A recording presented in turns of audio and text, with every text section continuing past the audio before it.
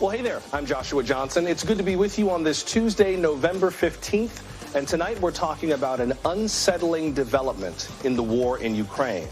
The U.S. and NATO have avoided fighting in this war, but that could change after reports of an explosion near the border of Poland. What will this mean for the push to stop Russia's invasion? Republicans could take control of the U.S. House, but GOP members of Congress are hotly debating who should lead them. We'll break down the party politics. Former President Trump is about to make an announcement from Mar-a-Lago. Will he begin another campaign for the White House? We're live in South Florida with the latest, and we'll have special coverage in the next hour. Also tonight, is it possible to reverse aging? A Harvard researcher says he may have found a key in our genes. Dr. Akshay Syal shows us in tonight's feature report. And NASA is fueling up for a late-night launch to the moon with no human crew on board. We're at the Kennedy Space Center with a mission update on Artemis 1.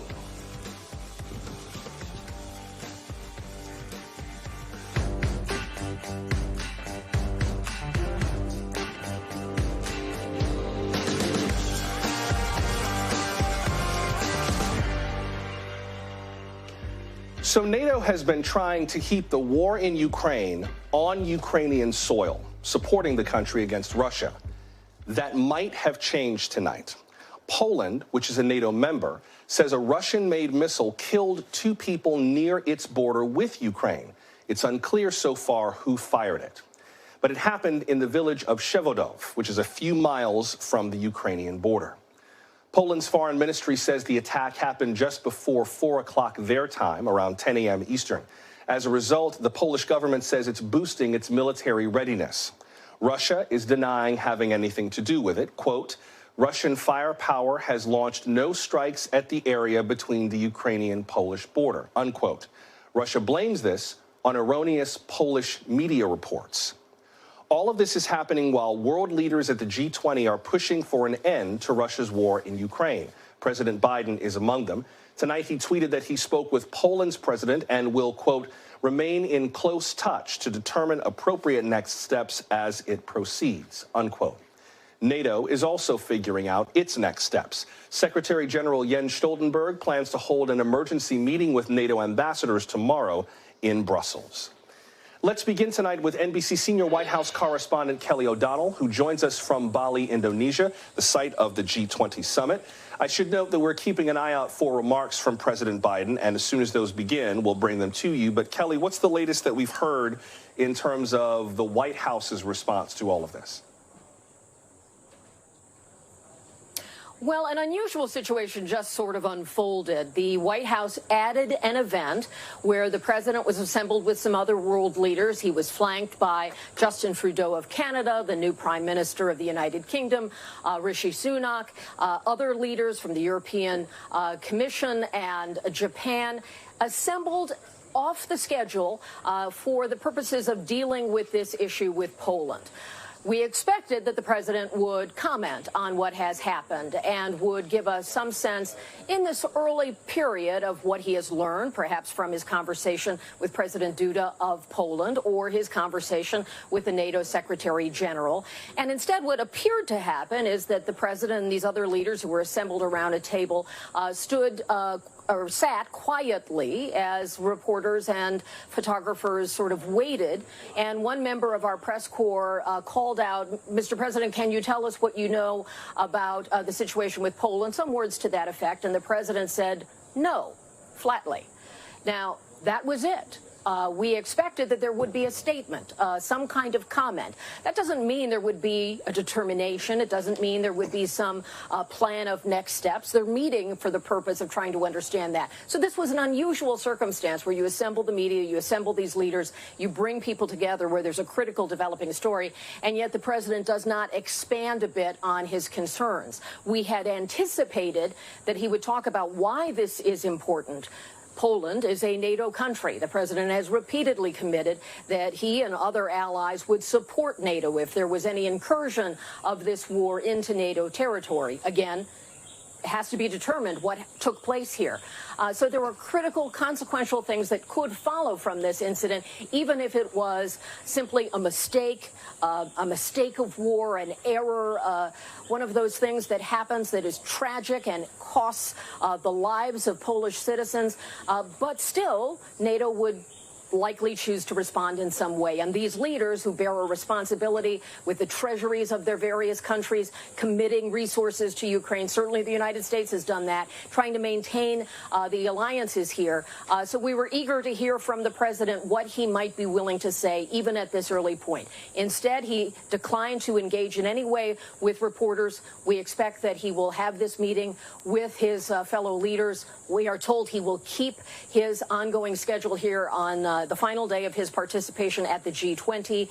And as we learn more, we will bring it to you. But that was a curious and unusual kind of event with the president. I've covered 4 administrations, and I don't think I've ever seen a situation quite like that, where when there was an opportunity for the president to lend his voice, he chose not to. So we will look for more developments. What we did know prior to that was the U.S. does not yet have a determination about whether Russia was responsible. They are trying to find out the facts on the ground. And as they pursue that, then they will have to make decisions about what type of response would be appropriate. Joshua? Let's take you now to the president speaking. Let's listen to what he has to say. He was clear and I was clear that we'll defend American interests and values, promote universal human rights, and stand up for the international order and work in lockstep with our allies and partners. We're going to compete vigorously, but I'm not looking for conflict. I'm looking to manage this competition responsibly. And I want to make sure that every country abides by the international rules of the road. And we discussed that. The One China policy, our One China policy has not changed, We oppose unilateral change in the status quo by either side, and we're committed to maintaining the peace and stability in the Taiwan Straits. It was also clear that China and the United States should be able to work together where we can to solve global challenges that require every nation to do its part. We discussed Russia's aggression against Ukraine, reaffirmed our shared belief in the threat or the use of nuclear weapons is totally unacceptable. The remarks that the president was just making in Bali, Indonesia. You heard him talking, I believe, about his conversations with China's President Xi Jinping. Sorry to cut you off, Kelly, but it sounds like he was talking about his conversations with... That was not today, Joshua. That was not today. Joshua, that was not today. That was tape of the president's news conference a couple of days ago after his meeting with President Xi. So sorry to our viewers about that. He certainly spoke about Russia in that moment, but that was not today. Gotcha. Would rather have the context, Kelly, so thank you for clearing that up. But regardless of that tape, could you just put this in a little more context for us? Because Russia and Ukraine were already a hot topic at the G20 before this incident, whatever it is, at the border with Poland occurred. I mean, it's the reason why Vladimir Putin is not there. He sent his foreign minister, Sergei Lavrov. So this was already very high on the agenda for the G20, right? Very much so. And the G20 is a meeting that is broad and complex and deals with issues that span all of the world's problems, frankly. But Ukraine takes up a big piece of that space right now. And it would deal with things like food security and energy concerns as the cold winter months are approaching. And had the Polish incident not taken place, that was more than enough for these world leaders to deal with. Having to consider how to arm and equip the Ukrainians this many months into the war is a challenging problem for these world leaders, trying to bring along some of the countries that have not been as supportive, who have not been as vocal in rebuking Russia for its role, because they have their own relationships with Russia. President Xi of China is here. President Biden wanted to make certain that he could get him on board to say at a minimum that any nuclear talk or nuclear threat would be totally unacceptable, and they were able to achieve that in their meeting. Or trying to get Prime Minister Modi of India to be more explicit in condemnation of Russia. They have a separate relationship with Russia that is economic and cultural and a part of their own long-standing relationship. So trying to bring the world together. So Ukraine was a big part of the agenda already. Now there is the kind of event that raises questions about what role NATO would need to play going forward, how to respond to this. If it is determined that Russia is responsible, was this accidental, or was it in some way another way to provoke the West? All of that needs to be determined, and these leaders will probably have their own assessment of that and the motivations. And you're right, Vladimir Putin did not show. He sent Sergei Lavrov, his foreign minister, to represent Russia here because Russia is a member nation of the G20. Joshua? All right. Thank you, Kelly. That's NBC White House correspondent Kelly O'Donnell starting us off from Bali in Indonesia at the site of the G20 Summit. Let's continue now with Daniel Davis. He's a senior fellow at Defense Priorities, a think tank focused on foreign and military policy. Mr. Davis, welcome. Good to have you with us. Thanks for having me. I appreciate it. I want to level set, first of all, because the possibility of a NATO country being pulled into the war in Ukraine was always something that NATO said it did not want. Indeed, I think this is why so many nations, including NATO members, were pumping so much support for Ukraine. So Ukraine could do the fighting and it wouldn't spill over. How do you see this moment, again, with details that we don't quite have nailed down yet, but how do you see this moment with what we know right now factoring into that war? Well, this is something that I've been concerned about from the outset, and so are a lot of other people, frankly, in our government, which is a good sign, because the risk that anything could happen that could pull NATO into this war would raise the potential for nuclear conflict through the roof.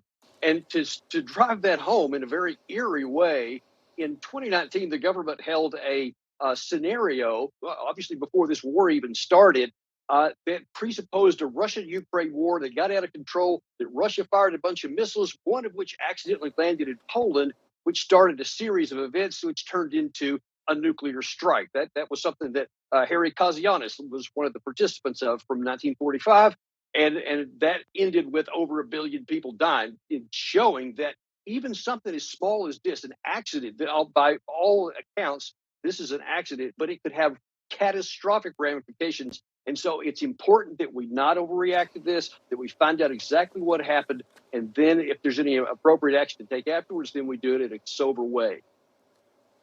Let me play a clip from what the president said back in September with regard to the role of protecting NATO alongside dealing with the war in Ukraine. Watch. America is fully prepared with our NATO allies to defend every single inch of NATO territory. Every single inch. So, Mr. Putin, don't misunderstand what I'm saying. Every inch.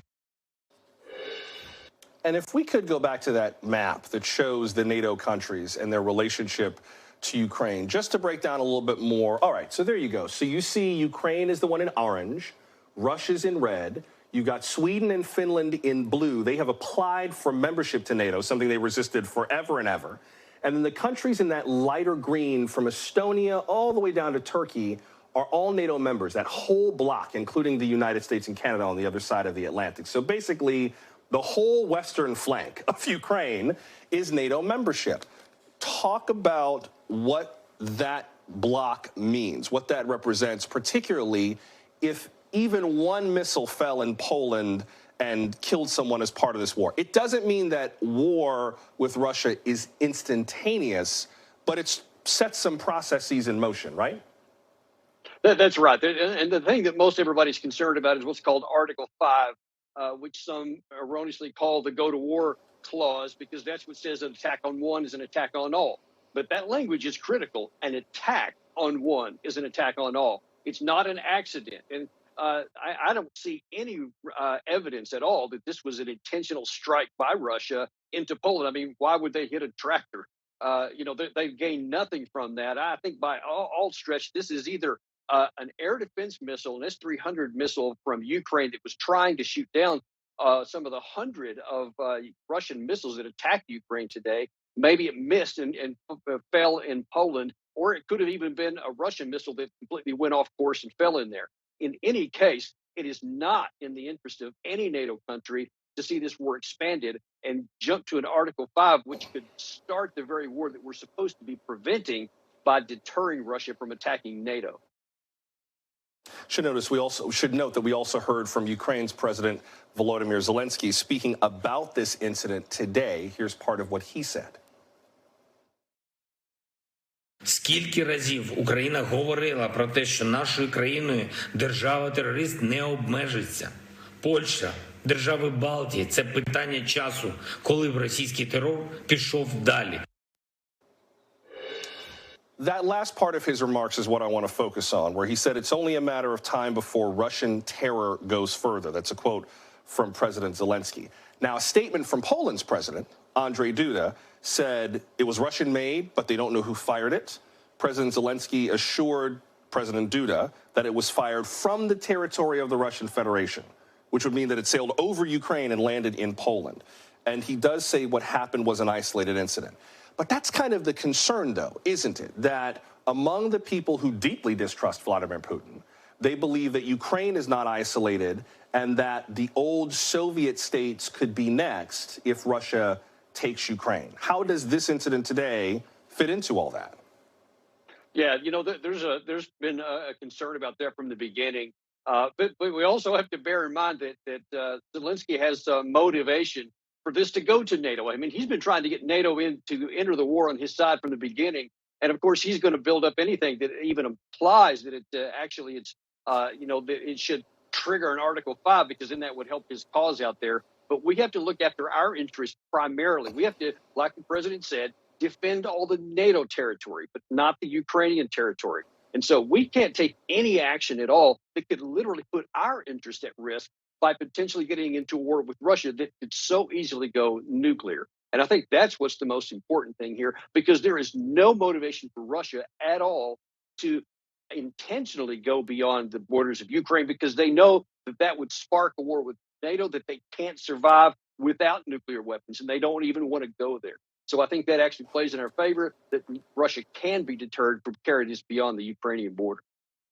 You got to the very last question I was just going to ask you, which is whether or not Vladimir Putin is that crazy and or stupid and or megalomaniacal to intentionally fire a rocket at the border of Poland and kill two people and be like, okay, now it's war, let's go. It just seems, at least to me, highly unlikely that if he was going to start something like that now, that's the way that he would do it, in such a kind of haphazard, unsupported way, without like a column of troops behind that errant missile to back it up. It just seems, based on what we know so far, it just seems highly unlikely. Yeah.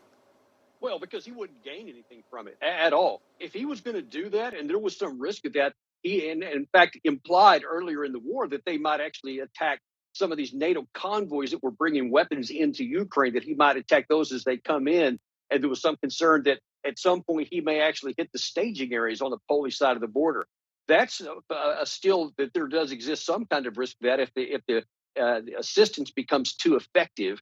But it would only be something like that to where there is at least some possibility of Russia benefiting. But there is none involved in this case. And so I think we can safely assume that this was a mistake or a malfunction of somebody's missile. Daniel Davis of Defense Priorities, I appreciate you talking this through with us tonight. Thank you very much. Always my pleasure. Thanks for having me. One more detail on this before we move on. We just heard from a senior State Department official that Secretary of State Antony Blinken has spoken to Zbigniew Rau, who is the foreign minister of Poland, his counterpart in Poland. We should be getting a readout of that call shortly. Stick with NBCNews.com, the NBC News app, and also here on NBC News Now as we learn more about the diplomatic connections going on after this incident in Poland. We'll let you know right away. Still to come, will he or won't he? Former President Trump has an announcement to make in the next hour. Is this the beginning of his 2024 campaign?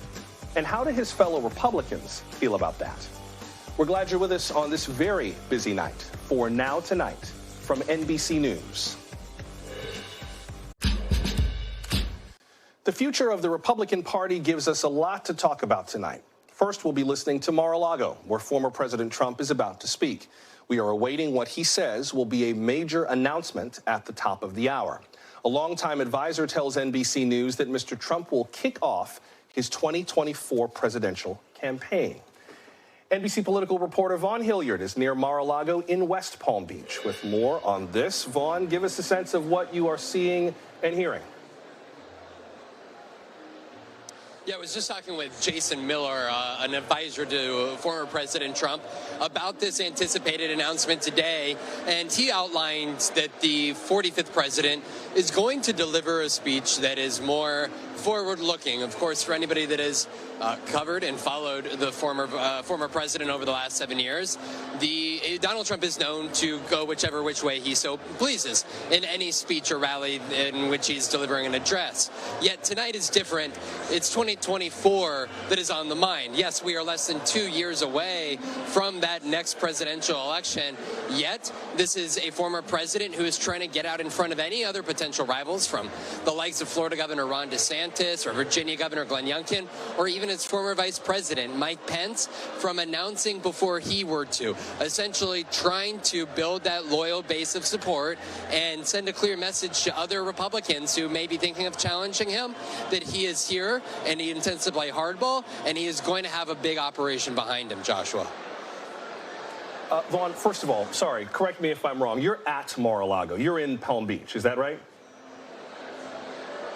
This is the event where he is about to take the stage about just 40 minutes from now here. And so once he takes the stage, we're expecting remarks about a half hour long. And this is the moment in which he is anticipated to make albeit very early, but an announcement for 2024. Gotcha.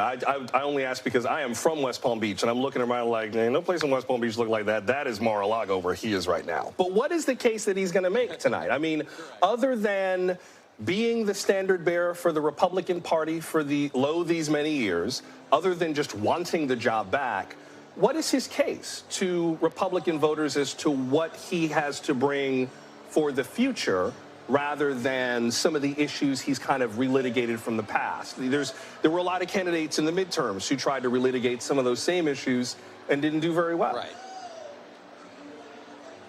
That's the issue, is that essentially the message that Donald Trump intended to run on was a message that he has been campaigning around the country on for the last year. He went from the likes of Arizona, Wisconsin, Michigan, Iowa, Georgia, South Carolina, Ohio, Pennsylvania, delivering a message while having the statewide candidates for the U.S. Senate, Governor, Secretary of State standing alongside of him. The message worked largely in Republican primaries. The major bulk of the candidates who he endorsed in competitive primaries won, and they made it to the general election. But the issue was last week that a great number of those very key candidates running for governor and Secretary of State and the U.S. Senate seats, a great number of those Trump-backed candidates, they lost running on the Trump-esque message, which really complicates. I was talking to one advisor as to what ultimately changed in the messaging. He said, well, we've been working on it, not giving much more of an indication of what that exactly is. Donald Trump, though, at the same time, has never been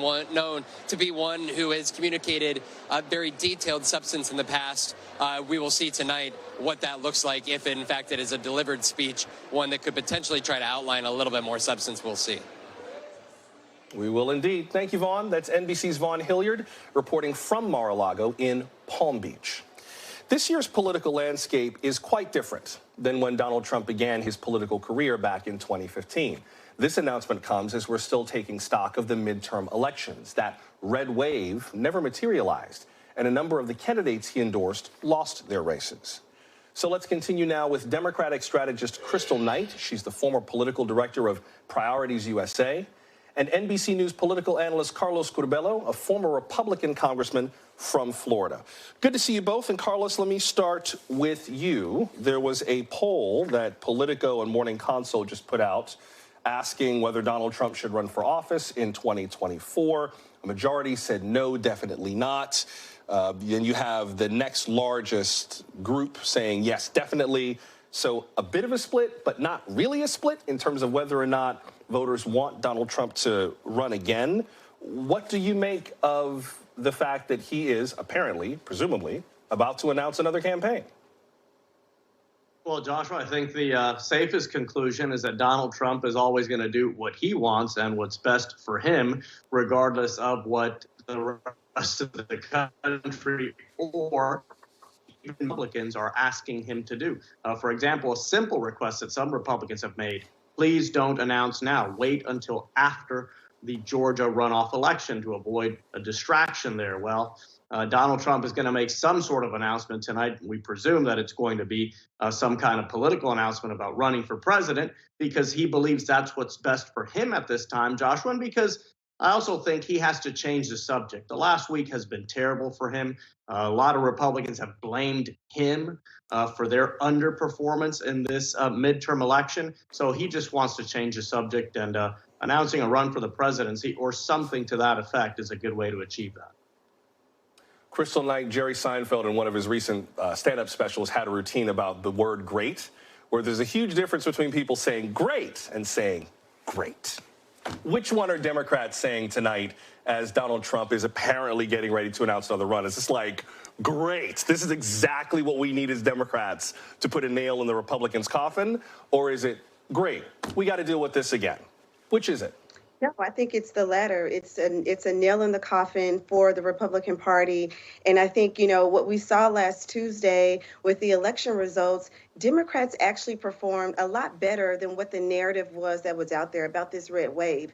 And so heading into the Georgia runoff, you know, early December, we're feeling the momentum and we're hoping to carry that through so that Warnock is successful. And so with Donald Trump presumably announcing tonight, it's just another nail in the coffin, as you just, you know, made an analogy about. And it's also further showing how Donald Trump is out of touch with what his party wants. We saw the poll. Many folks in his party, half the folks in his party, don't want him to run. And yet he's continuing to push this narrative that it's all about him. And ultimately, that will help the Democratic Party. And I'm hopeful that it will help Raphael Warnock. Carlos, we heard from Florida's governor, Ron DeSantis, newly reelected, by the way, responding to some of the criticisms and, frankly, insults that former President Trump has lobbed at him, calling him things like Ron DeSanctimonious and so on. But he seems to be brushing it off, taking it in stride, at least for now, especially since he is rumored to also be considered a 2024 contender. Here's part of what Governor DeSantis has said. Well, you know, one of the things I've learned in this job is when you're leading, when you're getting things done, yeah, you take incoming fire. That's just the nature of it. At the end of the day, I would just tell people to go check out the scoreboard from last Tuesday night. I'm not sure what the announcement tonight, Carlos, again, presuming it is what we think it is, would mean for Governor DeSantis, former Vice President Mike Pence, who just released a book today, and how that affects them as potential 2024 contenders. How do you see it? Well, I think what Governor DeSantis is trying to do is avoid being defined by Donald Trump. We've certainly seen in the Republican Party over the last few years this dynamic emerge where you're either pro-Trump or anti-Trump. And Governor DeSantis, for the time being, is trying to avoid getting into those labels. And he's just going to try to ignore Donald Trump as long as possible. Now, Joshua, this is a strategy that cannot last forever. At some point, Ron DeSantis and others who want to run for president are going to have to confront Donald Trump directly and are going to have to tell the American people why the things that Donald Trump is saying today, has been saying for some years now, are not true. So this is a short-term strategy here. Try to avoid getting into the mud. Try to avoid falling into this trap of either being pro-Trump or anti-Trump. But again, soon it will be time for Ron DeSantis, especially because he has emerged as the leading alternative to Trump, to confront Donald Trump and to confront everything Donald Trump says.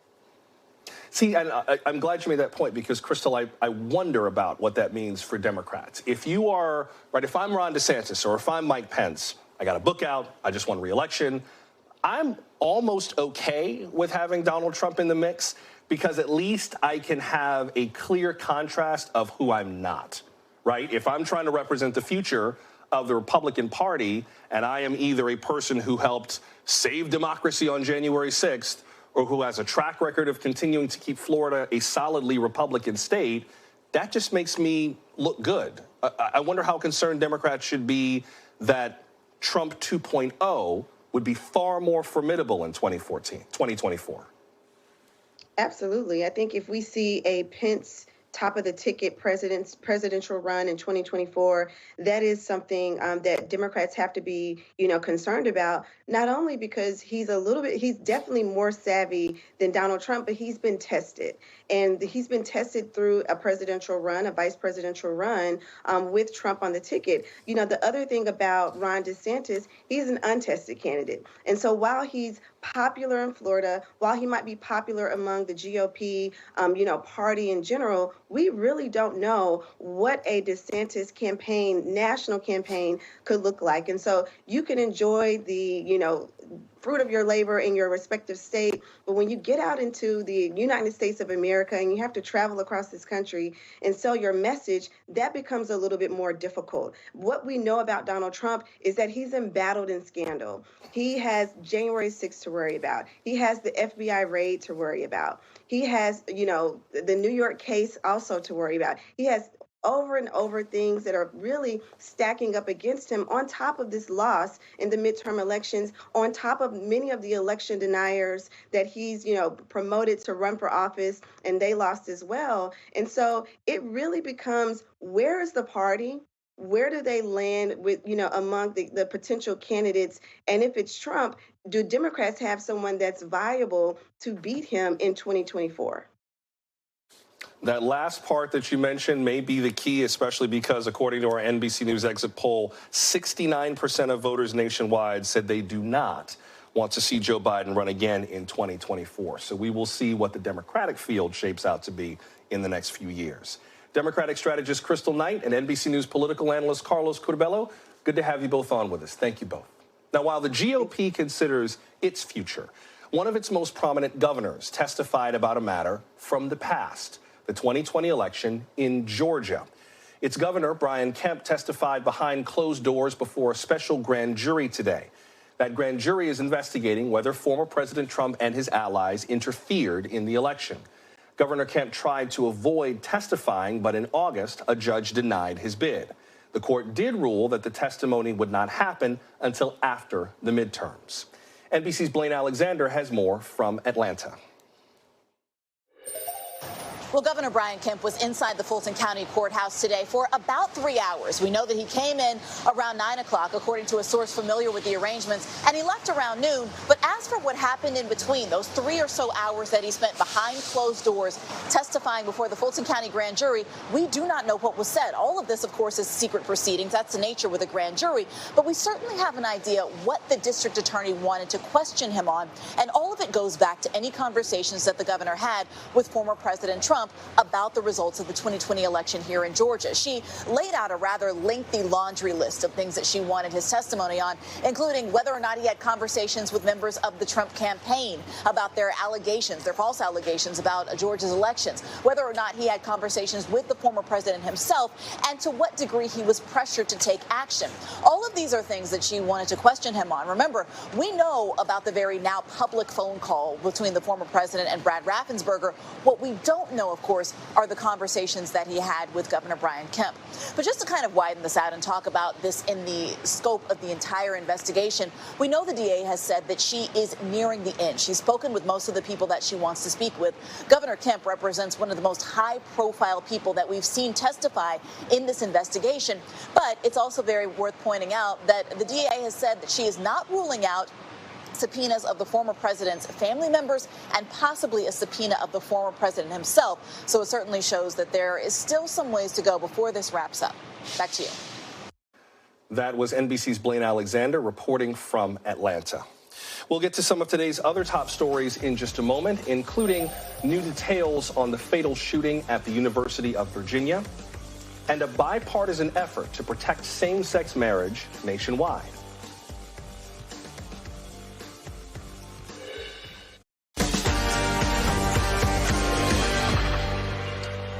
Tonight's headlines begin with that deadly shooting at the University of Virginia. 3 football players were killed and 2 other students were injured on Sunday night.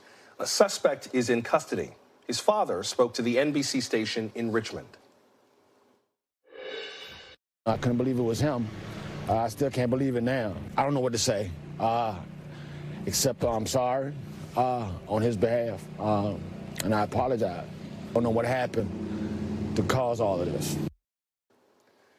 Thousands of people attended a vigil last night in honor of their classmates. NBC's Marissa Parra has more from UVA in Charlottesville. Well, we've learned classes will resume tomorrow after 2 days without. And despite a full day of persistent rain, you can see that hasn't stopped people from pouring in with their tributes and signs of support outside of the stadium here. Now, one thing that we just heard from was the athletic director as well as the football coach for University of Virginia for the very first time. And you could hear just how emotional they were when they talked about their first time meeting after tragedy. First meeting was really, really tough. You know, really, really, really tough.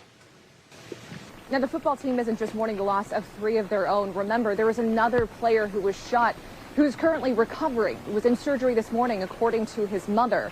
And when the athletic director and the coach were asked about the future of the football team, they were cautious to say anything in stone. But what they did say is that whatever decisions they make about things like upcoming games, those are decisions that they will make together. They said they're putting the football players in contact with counselors and with psychologists in order to give them the help that they need in such a time like this. And something else that they addressed was Christopher Darnell Jones, that is the suspect, his relation to the team. They said that he was a walk-on. They said they couldn't comment any further because this is still an active investigation. But they said that there was no overlap between Jones and the people that he is charged with shooting in terms of the football team there. And one last thing here. We talked about the growing vigil and memorial outside of the stadium here. We know that there are several things planned tomorrow. There are several things happening on Thursday, including a memorial run. All of this ahead of Jones's very first court appearance in the morning at 9 a.m. We'll bring that to you as we learn more. That was NBC's Marissa Parra reporting. On Capitol Hill, a bill to protect same-sex marriage in federal law is up for a vote in the Senate. Majority Leader Chuck Schumer has it on the schedule this week. A bipartisan group of senators says they're confident it has enough support to pass. Here's NBC senior national political reporter Sahil Kapoor. The Senate is getting ready to take a major procedural vote tomorrow on legislation to codify protections for same-sex marriage. This is a bill that senators have been working on for months. They had punted it before the lame duck session into this last couple of months after the election, before the new year, because the sponsors, Tammy Baldwin, the Democrat from Wisconsin, and Susan Collins, the Republican from Maine, wanted more time to win the support. Now remember, this needs 60 votes in the Senate to defeat a filibuster. That means a minimum of 10 Republican votes. And so far, it is not clear who those 10 will be, but simply the fact that Senator Chuck Schumer, the majority leader, has scheduled this procedural vote is a sign of confidence among the sponsors and their aides that they will ultimately get to those 60 votes. The Republicans have not all revealed who they are, but again, they remain confident that they'll get to 60. This vote will ensure, or rather tell us, whether this bill has enough support to get through the finish line, to pass the Senate, and ultimately, if it passes the House of Representatives as well, which it's likely to, make it to President Biden's desk for his signature. One reason that lawmakers are eager to do this in the lame duck is that at this moment, it looks more likely than not that Republicans will take control of the House of Representatives, and House Republican leadership has very little inclination to put that bill on the floor. Now, the changes that Baldwin and Collins made to this bill include clarifications to address concerns from certain conservative Republican senators about religious freedom, about polygamous marriages. They insist that that's not a problem, and they've added further clarifying language to point to that case. The vote is scheduled for tomorrow, Wednesday, in the United States Senate. We will know after that vote whether this bill is going to pass or not. That was NBC's Sahil Kapoor reporting. And by the way, this measure got a significant endorsement today from the Church of Jesus Christ of Latter-day Saints. Now, to be clear, Mormon doctrine remains the same, marriage as the union of a man and a woman. However, a statement from the LDS Church expressed support for both protecting religious freedom and respecting LGBTQ rights under the law. As for the bill, quote, "We believe this approach is the way forward," unquote. The Grammy nominations are out, and Beyoncé now holds a new record. She is tied for the most nominations in history, tied with her husband, Jay-Z. Mrs. Carter got 9 nominations today, bringing her career total to 88. Other standouts this year include Kendrick Lamar, who got 8 nods, Adele and Brandi Carlile with 7 each, and Harry Styles with 6. The Grammys are also adding some new categories, including Songwriter of the Year and, personal favorite, Best Video Game Score Soundtrack. The 65th annual Grammys take place in February. Coming up, interrupting aging. A Harvard lab is working on ways to reverse the way we age. Our feature report is just ahead. Stay close.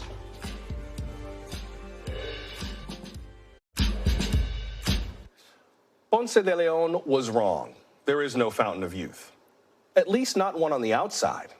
But could there be one inside? Researchers at Harvard are looking into that, investigating whether our genes could reverse the effects of aging.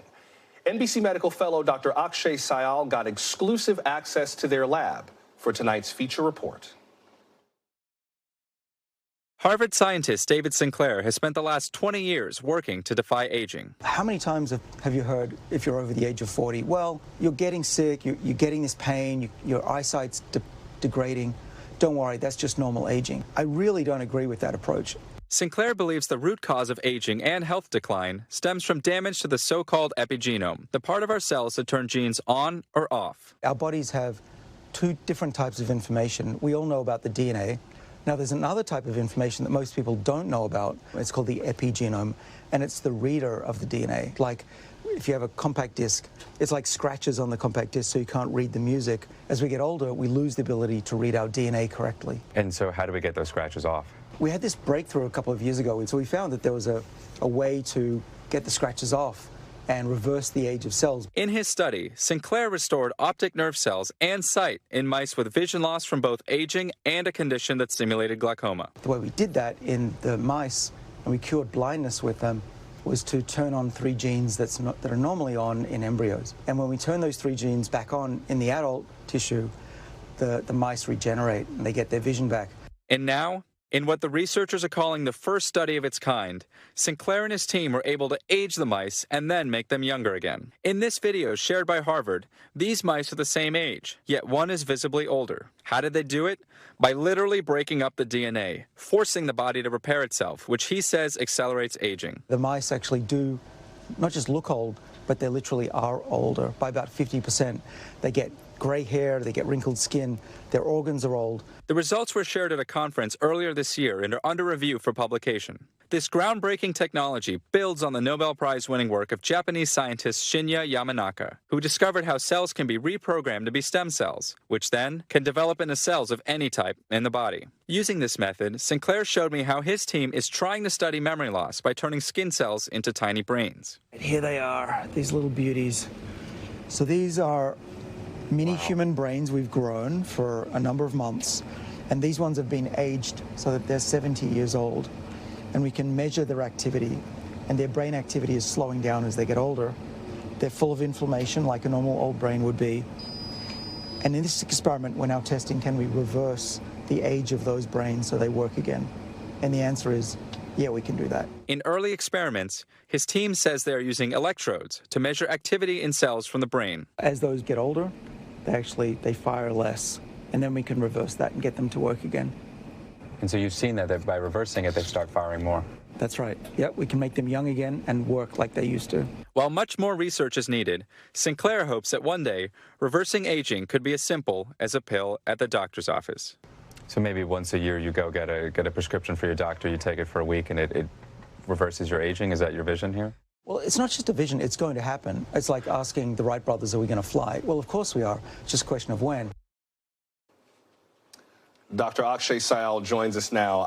I have seen Resident Evil too many times. So, of course, I'm wondering, you want to edit my genes, even for anti-aging? What? This sounds like it's both really tough science and potentially quite risky. Like, what's the flip side of all this? Well, so, the qualifier here is there's a lot more work that needs to be done. But to your point, I mean, it sounds like science fiction. I mean, he's taking these mice who couldn't see from getting older, from getting glaucoma, which is damage to the optic nerve, and he's restoring their vision. I mean, it does sound a little bit like science fiction, to your point. What is the timeline, though, for making this a reality? I mean, for something like a drug, like there's a whole process, phase 1, 2, 3 trials, but What does the doctor say the timeline is for this? Yeah, so, he's hopeful in the next 10 to 15 years, but the thing is, you do need more rigorous studies in animals. You really need to prove that this works. And then after that, you need to trial this in humans. You need to prove it's not only, working as it should, but it's also safe and it doesn't cause any unwanted side effects. Like you just talked about, you're editing your genes. I mean, that's probably going to be a big concern for a lot of people. Although, on the flip side, just so the sci-fi nerds among me don't have the last word, we have come a long way in terms of what we can do with genetic editing, with procedures like CRISPR and so on, really being able to manipulate genetic codes in fairly stable and replicable ways, right? Yeah, and so, Dr. Sinclair has been studying this for the last 20 years. He started out at MIT, and he's had this lab at Harvard for decades now. And, what he's basically saying is that if you'd asked him 20 years ago, would I be here today? Would I have restored vision in mice? I think he'd tell you he was pretty surprised. He didn't think we'd come this far so quickly. So, yes, it does sound like science fiction, but it's really, really promising at this point. How does this compare to some of the other science that's going on in terms of anti-aging? Actual laboratory bench science, not like the infomercials we see at 2 a.m. Where else does the research lie? I think you and I could do a whole show on, the creams that are available and the potions they sell over the counter about, take this and you reduce your aging. Pills and potions and lotions and everything and anything. But setting all that aside, where's the science? No, we'll leave that to Professor Snape. Exactly. This is it's a Harvard-funded lab. These are people who are actually going in and altering your DNA in a way that, they develop these biological clocks. And these are, to be fair, things that need to be validated still. But they've come out with a way that they think is you're able to tell somebody's age just by looking at a DNA sequence. So, when you compare that to these creams and these things that you're selling over the counter, it's a separate world. And are there other applications for this kind of epigenetic technology other than anti-aging? This isn't new technology, as you mentioned. This is just a new application. So it's been a theory for a long time, and we're still working to prove that theory. But it is something that Sinclair has coined called the information theory of aging, where you take these epigenetic changes and that accelerates aging, as we've seen in the mice that's coming out. But to answer your question, the uses outside of this, it's still so new that we really don't know yet. I know that he mentioned kind of like popping a pill, but is that what we expect it would be, like a pill, or more like a treatment like dialysis or something long term? Like what would the delivery device potentially be? Yeah, so the delivery device so far in the mice has been, it's actually an injection. It's a harmless virus encoded with 3 reprogramming genes. And you take that injection, and then you take an antibiotic called doxycycline. So it's an antibiotic that you would give by mouth that turns on those genes and allows the anti-aging process to commence. So we don't really know what the future is going to look like, but that's what they've done so far in the animals. You already said a virus, and I know that immediately made some people's ears perk up, but this is just kind of a genetic vessel, basically, because a virus is just kind of a bundle of genetic material, right? Yeah, it's a harmless version of what's an adenovirus. It's commonly used in science. It has other applications as well, but I don't want people to think we're giving them a virus. NBC News fellow Dr. Akshay Syal, thank you, sir. President Biden is speaking in Bali, Indonesia now. Let's listen live. And talk about the latest events in Europe. And I briefed them on my discussions with President Duda of Poland, as well as NATO Secretary General Stoltenberg. And we agreed to support Poland's investigation into the explosion in rural Poland near the Ukrainian border. And I'm going to make sure we figure out exactly what happened. Our sympathy goes out to apparently 2 people were killed. And then we're going to collectively determine our next step as we investigate and proceed.